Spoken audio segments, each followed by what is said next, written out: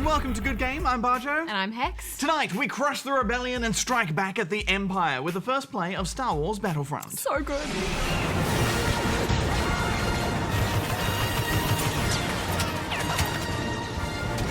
Don't move your head. Okay, hi Goose. Hello. Goose will be taking a look at an oddball RPG where you become friends with the monsters.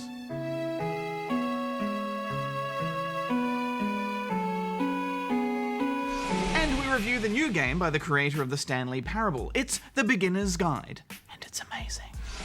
This is what I like about all of Coda's games. I mean, not that they're all fascinating as games, but that they are all going to give us access to their creator. But before we get to those games, can you name the game for this week?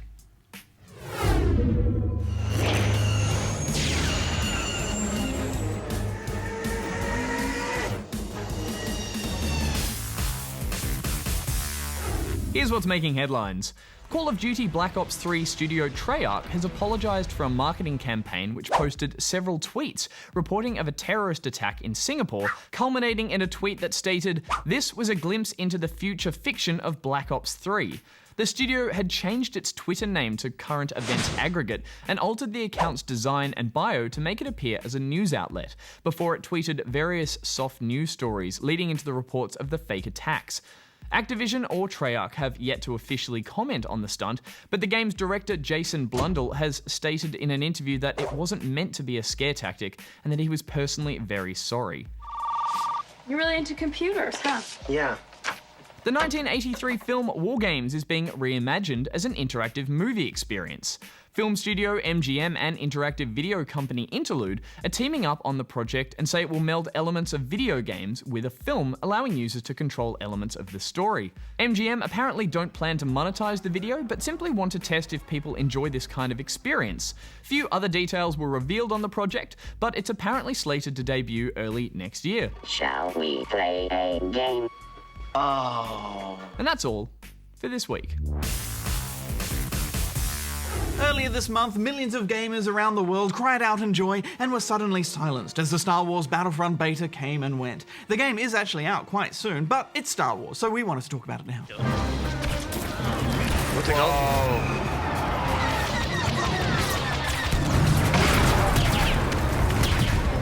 The rebels have activated the uplink.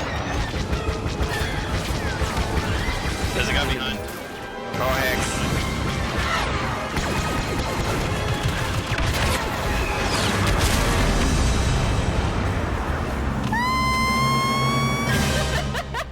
The Star Wars Battlefront series had a couple of big hits in the noughties, but it struggled to make a comeback since. That is, until Disney got involved. And now from DICE, the creators of the Battlefield series, we have a brand new next-gen Star Wars game. Expectations were very high, Bajo. Absolutely. Hex, there's a lot of dreams I want. No, I need to come true with this game. The beta was only a small taste of what the full game will be, and it actually felt more like a demo to me. Yeah, but what a demo. The first time I loaded this up and stepped into this world with lasers and ships flying past, I couldn't help but get excited to just be in a Star Wars universe that plays and looks this good. They've got the numbers. Yes, Battlefront is all about putting you in a cinematic Star Wars firefight, and now it's full of those emergent, exciting moments that the Battlefield series is known for creating. This beta gave us a sense of the pace and flow that the full game will have, and that is war. You're just a soldier, dropped into a massive battle on a foreign planet. Watch it, rebels! And your life is very expendable. Yeah, there is no time to muck about. You need to get in there, shoot as many lasers as you can, take an ATST for a stroll, fly some X-Wings and TIE Fighters, and try not to die. Uh-oh. You will die though, quickly and often. It's tough, isn't it, Bajo? Yeah, especially as those lasers are so different to normal guns. They have such range on them. Oh, you are dead. Now, a blaster can take you out from miles away. We played on PC and there was no server browser, which is always a shame. But the menus all worked well and it ran very smoothly too, even on older PCs. And it all looks great. The weapons, the outfits, the explosions. Worth it. You can tell this has all been made with real love for the art of this franchise. Oh yeah, even the way those AT-STs and AT-ATs explode, it's just like in the films. And I love that you can play this in first or third person view, and they both work really well. And Hex, I'm actually really excited about the costume customization options. Sadly, they were all locked in the beta. Yeah, many modes were locked as well. 3 were playable though. Drop Zone sees you fighting for control over fallen drop pods on a bubbling, muddy rock of a planet. Scanners are picking up the location of another pod. Above you, the sky is filled with giant ships fighting it out, and the land itself is very alien and barren, full of boiling mud puddles that actually hurt you. No! I fell in a poop hole, killed by yourself. The terrain design of this map is really interesting, and there's lots of places to hide and take cover. Guys, I need help at the drop pod. Guys. Almost there. It's alright, Jedi, and I got this. Your objective is to capture pods that fall from the sky. Nah, I got a shield. Suck it. If you can capture and defend one long enough, the pod will spew some pickups for you and your team to collect, Oh, yeah. such as turrets and smart rockets. Clear volcanic Oh, Nick. water That must lake have hurt. things. Pickups are even more important in Walker Assault because they let you take control of the game's vehicles. I quite like this pickup system, Bajo. It's sort of arcadey and fun. Yeah, at first I wasn't so sure, Hex. I just want to be able to walk up to an X-Wing, get in it, and take off. Where are you? But I did warm to this system quickly. Pickups means no one person can just dominate in a vehicle the entire game. Everyone can just get in there and have a go. I got one of them. It's fair. Yeah, and it adds to the frantic pace of the battles too when you're running for a pickup in the middle of a firefight. Vehicles are really important on this map. Stop it. He's gonna do it! It's set on the icy planet of Hoth, with the Empire moving in on the Rebel base. Much like the famous scene in The Empire Strikes Back, there's a unique strategy to this mode too. The rebels need to capture points, which can then lead to disabling the defenses of the walkers for a period of time. When that happens, the whole rebel army needs to focus fire on the walkers to take them down. Shoot her! Shoot her. Yeah, it's gonna blow. Look at that. It's almost gone. Hey! Ooh. It's exciting, but it's also very stressful. Yeah, especially when you're playing as the rebels and the walkers push you right back to your base. You can only move around in the trenches or you just get obliterated. These trenches are great though. I love this idea, Hex, but it's also really frustrating at times. There's definitely some work needed to be done on balance and spawn points in general. Oh, I just can't get close. Yeah, but I think that's what betas are for, and DICE generally spend a lot of time on balance after launch. The vehicle controls take some getting used to though, especially the X-Wings and TIE Fighters. Oh, I am not good at piloting this. Here comes the... Also, can we just take a moment to appreciate the fact that we're flying X-Wings and TIE Fighters, Bajo? Yeah, so good. And those cockpit views, Hex. Omega 14 responding. And it's just spectacular looking down at this battlefield from one of those ships and just seeing the lasers go everywhere. Blat, blat, blat. Way to go. And the way you lock on and fire at ships is very reminiscent of the films. Just the right amount of auto-aim and countermeasures to make flying fun. There's also wave mode, which is pretty fun. Excellent job. But it was locked on normal difficulty for the beta, so there's very little we could test out with it. Oops. That's a bit close. What I like most about this game, though, Hex, is that all the combat keeps you moving. Mid-air. You're always in an epic battle, there's always lasers going over your head, and you're always ducking for cover. That guy. The moment you stop moving, you're dead. It's so cinematic. I think my favorite part of Battlefront so far, though, Bajo, was when you're just sitting there shooting some lasers, taking down some stormtroopers, when all of a sudden that hero music plays and Darth Vader appears. We know the power of the dark side. Oh, Darth is so scary. No, I'm getting force choked. No.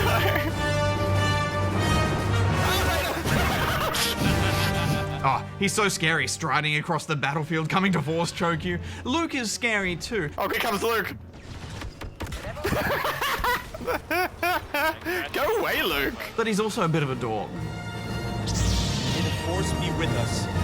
The power of the Force! Help me deal with these stormtroopers. Luke's on your right, Hex. I see him. Get him!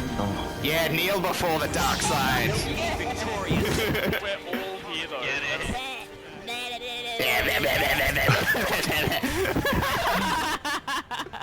That was childish and dumb. Luke and Darth are pickups as well, and they're kind of like celebrities on the battlefield. You can't help but gravitate towards them if you're on their team. Yeah, they always end up with a little entourage of troops that like to hang back and just soak up their kills.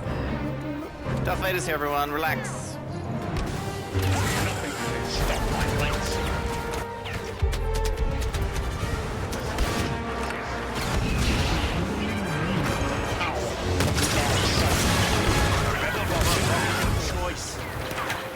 The full game is out next month, and we'll bring you our review then. Almost there. Stay on target.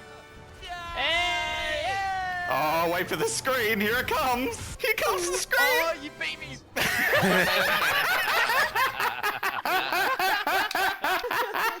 Terrifying. There are 8 million Easter eggs out there in the world. This is but one of them.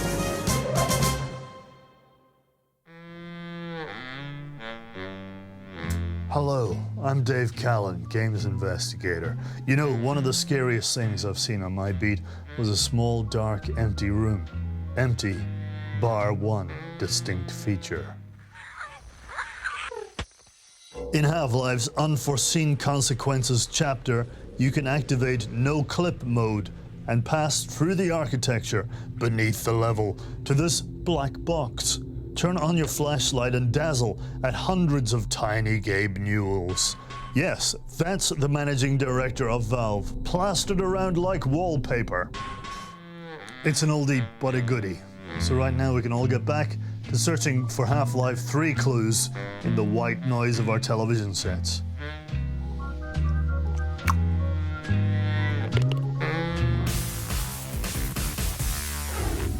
Undertale is the result of a successful crowdfunding campaign by Toby Fox, a game developer who created this simple-looking RPG almost entirely on his own. But don't let appearances fool you, because underneath Undertale is a surprisingly intricate and earnest RPG that aims to break many video game conventions and even a heart or two.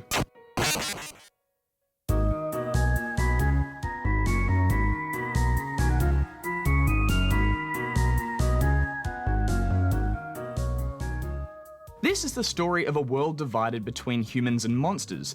After waging war on one another, the humans emerged victorious and sealed the monsters deep underground. You play a small child who, as foretold by prophecy, falls into this strange underworld and must find your way home to the surface. It's an interesting fairy tale-esque setup that had me expecting the usual tropes of fantasy creatures and dungeon puzzles. How shocked I was then when confronted with everything but. Within the first hour, I was murdered by a sadistic flower, given a mobile phone by my newly adopted cow mother, and handed out compliments to an insecure frog. The last of these actually turning out to be a core mechanic of Undertale, but I'll come back to that.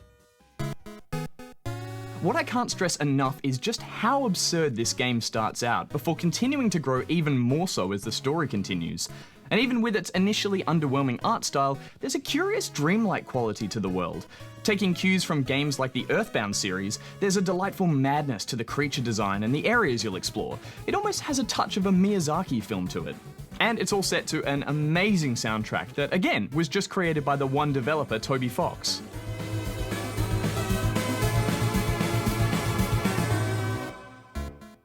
Along your journey, you'll also meet up with a pair of skeletons with the same name as the font they type with, a literal guard dog who only wants to be petted, and even a flamboyant celebrity killer robot with delusions of grandeur.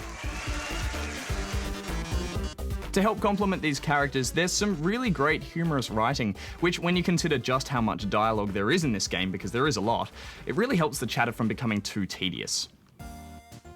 This same writing also finds its way into the combat, which is handled through a rather unique battle system. After encountering a monster, you can choose to either attack outright or select from a number of more passive options that can eventually help you resolve the encounter should you select them in the correct order. It adds an element of puzzle solving to the fights, as well as maintaining that absurdity and humour that's in the game. For instance, some characters can be flirted with, others might ask to clean you, while some just want to chat. However, some of these solutions can feel a little too cryptic, resulting in just spamming the fight button to get it over with quickly. Whichever option you select, you'll still have to deal with incoming attacks. Controlling a small heart within a confined space, you're tasked with avoiding a whole array of projectiles in the style of a bullet hell shooter, each wave usually representative of the monster attacking you. It's a surprisingly imaginative mechanic that keeps evolving as you meet new and stranger creatures. You can also replenish your health points with items, as well as equip weapons and armor in a simple menu, which all feel like standard RPG elements. But while you will earn gold between fights, the only way to earn XP and level up is to destroy monsters instead of sparing them.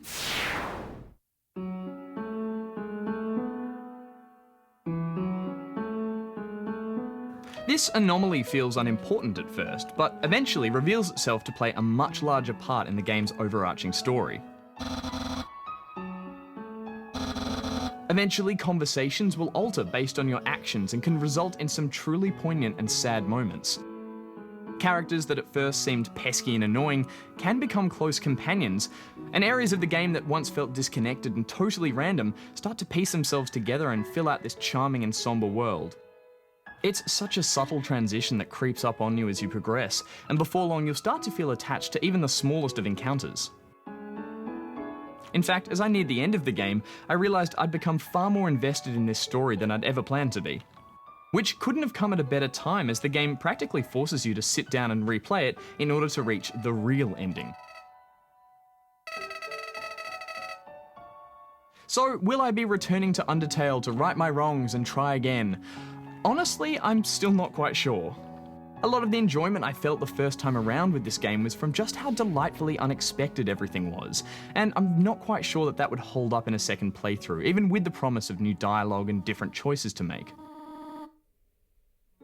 However, this is a game that has really stuck with me, to the point that I genuinely feel some longing to be back in this odd and friendly world. I'm giving Undertale 3.5 stars.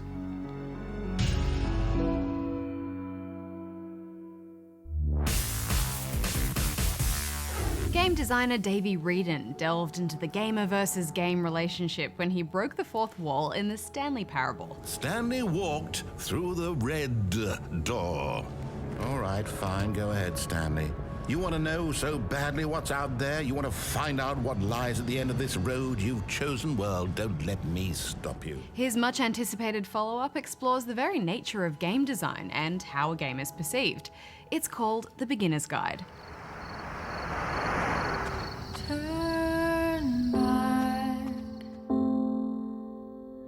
Turn back from this cave. You said, let me prove that I'm brave. Let me keep going. But the cave goes for miles. Turn back.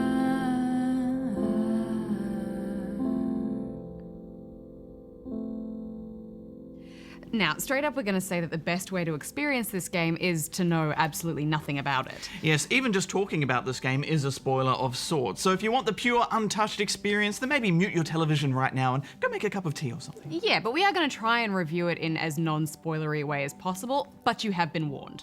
Okay, in The Beginner's Guide, you're led through a series of games made by the indie developer Coda. The first game is actually just a map designed for Counter-Strike. But Wreden finds moments of personality and character even in this simple creation. What I like is that even though he starts from the simple aesthetic of a desert town, he then scatters these colorful abstract blobs and impossible floating crates around the level. And of course, it destroys the illusion that this actually is a desert town, and instead this level becomes a kind of calling card from its creator. Yeah, and even as you're guided around these strange, often quite artistic creations, through Davey's observations, you start to piece together a picture of who Coda is, how his mind works, and the kinds of ideas he likes to explore. Yup, in this game you can only walk backwards. Yeah, Davey himself doesn't have all the answers, but being taken on a tour of these creations is a really wonderful way to try and understand someone's creative motivation. There are patterns in his approach, ideas, and concepts that he keeps coming back to. Okay, I can't tell you quite why, but for some reason Coda fixates on this lamppost. It's going to appear at the end of every single one of his games from here on out.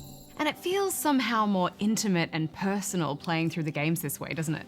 Almost like you're kind of working your way through someone's mind, watching each thought process evolve from one idea to another. Here's a version where there are no bars, but you can't actually get to the well. And then a version where the inside of the prison is the outside and the outside is the inside. Yeah, but you also start to develop this wonderful fascination with Coda, just based on the way Reardon talks about him. I wish I'd known him at the time that he was making these early games. He would really only talk to me about his work as he was making it. If I'd played these games on my own as individual experiences, I don't think I would have got much out of them. No, well, I mean, we've struggled with games in the past that have been perhaps too simple or artistic and just didn't give us enough to do as players. Which is fair enough, I think, but honestly, this made me experience the whole creative process in a completely different way. Not only the motivation behind the desire to create something, but how people will then perceive that creation and judge it. It's such a unique concept for a game, isn't it? So often we can just take things at face value, but the beginner's guide sees you exploring so much more of the idea beneath the surface level experience. Games that contradict themselves, games that make you feel trapped. Games that make you repeat the same action over and over in an unending loop. Exactly. Why place someone in these situations? It all gets quite existential, doesn't it? If all of your anxieties are being channeled into your work, then if the work ever fails, you have no backup and you're just going to crash. My favorite was that big cavern where online players had supposedly left little notes everywhere. Hundreds of little opinions, thoughts, emotions, and sentiments. Except they weren't other players, it was all Coda. These were all his own perceived reactions that people would have of his work. But you're right, you can't help but share in Davy's awe of Coda and the way his mind works. I mean, it borders on infatuation. For you or for Davy? Maybe for both of us, I don't know. Well, as you delve further and deeper, the relationship between Coda and Davy starts to take a turn. That's why I'm releasing this collection of your work, is because I haven't been able to find any other way to reach you. I've tried everything. Right, so here's where I think we just need to stop and clarify, because The Beginner's Guide is, in fact, a work of fiction. But when I first played this, I knew nothing about it except that it was made by Davy Reardon, the guy who made the Stanley Parable. So I thought it was real. Oh, okay. Yeah, I mean, I had no reason not to take it at face value. My name is Davy Reardon. I wrote the Stanley Parable. He was the voice of a game developer introducing me to another game developer's work.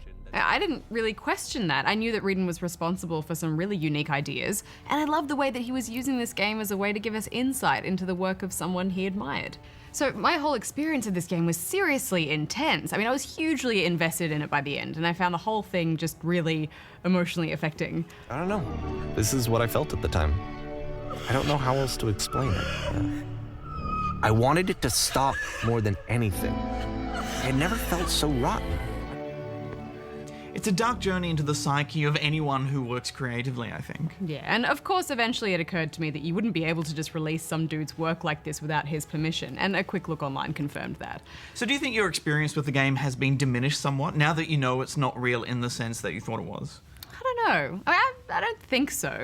As I was playing this, I was instantly reminded of those troubling tweets that Notch, creator of Minecraft, made a while back, expressing how unhappy and isolated he was even in the wake of all of his success. And I thought about that incredible documentary, Indie Game the Movie, where those developers sacrificed so much for their art and how they struggled with the idea that the product of that sacrifice might not be well received, or at least not in the way that they intended it to be. If this fails, I don't think I'll work in games again. I mean, there is something in all of this, in the idea that the way you express yourself creatively is ultimately at the mercy of everyone else who consumes it. So I guess the question is, if Coda isn't real, and this isn't a game about these two people, Davy and Coda, and their relationship, then what is it? About halfway through the game, the perspective shifts. The assumption would be that this is all a manifestation of Davy's own experiences, perhaps making the Stanley Parable. Is the idea of Coda based on his own personal frustrations or experiences with game design? Is Coda just another facet of Davy? I mean, maybe. Whichever way you look at it, there's such a strong message here, I think. And we find ourselves back at the place where we're just trying to pick apart and interpret someone's work and figure out what they're trying to say with it. Isn't it great that a game like this has us asking these kinds of questions? Yeah. It's strange, but the thought of not being driven by external validation is unthinkable. It's certainly unlike anything I've encountered before. Me either. So how do we critique a game that kind of blows apart the very nature of critiquing something? Well, did you enjoy it? I did. It was gut-wrenchingly emotional, but I just want everyone I know to play this so we can all talk about it and try to find the answers to all the questions I was left with. Yes, and I want everyone who's ever cared about games to play this so that they can go through all the same thought processes about game design. And I just love the way that Reedon continually breaks the fourth wall with his work. At what point do you just go, maybe there are game ideas other than this prison that I could be working on? It's such a new way to involve us in a game. There's just something so incredibly personal about this whole experience. Even now I feel so attached to it. I wasn't sure which direction we'd see this game go following the Stanley Parable. It is absolutely not what I expected, but it was more unusual and original than I could have possibly imagined. Please play this. I'm giving it 5 out of 5 stars. Yeah, I just can't find a way to fault this game, and it just sits there occupying my headspace with so many questions. Fantastic. I'm giving it 5 out of 5 as well. But double 5s, Hex, for a game like this, how do we celebrate such a thing? I mean, I feel like it was so emotionally draining, we just need to hug it out. Yeah, okay.